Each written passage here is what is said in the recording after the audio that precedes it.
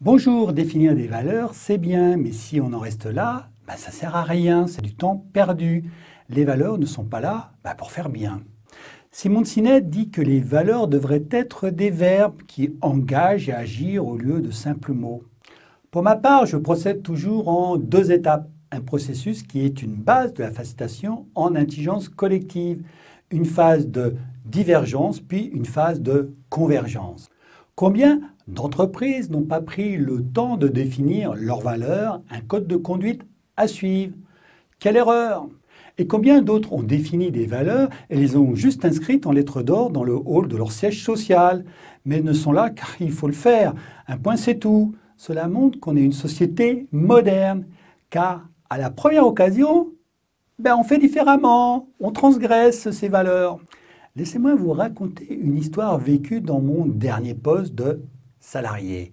Un jour, j'étais en désaccord profond avec mon manager qui était le numéro 2 européen, donc un très grand responsable. Pour mon argumentation, j'ai sorti le livre d'or de l'éthique sur les valeurs de l'entreprise qui nous expliquait la manière d'agir. Il m'a répondu « C'est quoi ce truc? Fais ce que je te dis !»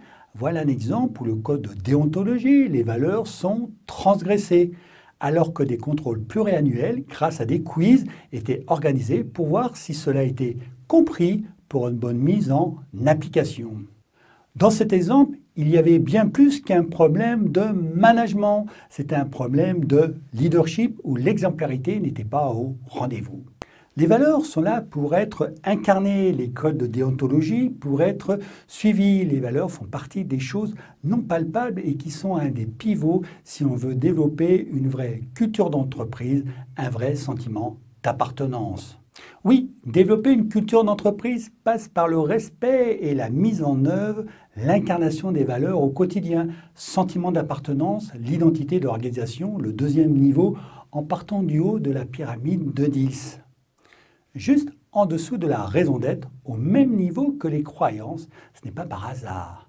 Ce qui montre encore une fois l'importance des croyances et des valeurs. Les valeurs sont avec le cadre les pivots pour un bon fonctionnement des collaborations dans des équipes et dans toute une organisation. Vous aurez grâce aux valeurs un code de conduite simple et très efficace.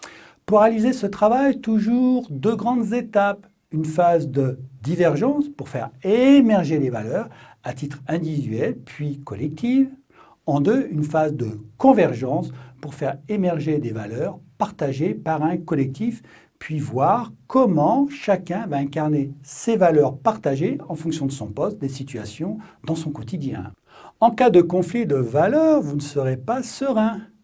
Pour votre bien-être, voyez si cela vous indique juste que vous êtes en train de passer la ligne rouge ou si vous avez déjà rejoint le côté obscur.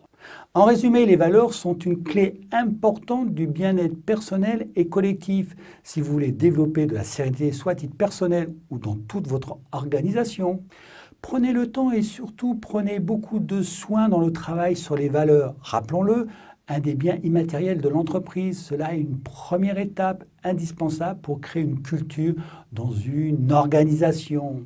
Tu as des questions sur le sujet? Deux possibilités s'offrent à toi. Pose-les soit dans les commentaires, si cela est général, soit en m'envoyant un mail ou encore mieux, en me téléphonant si cela est plus personnel. Je te dis à très bientôt pour une nouvelle vidéo.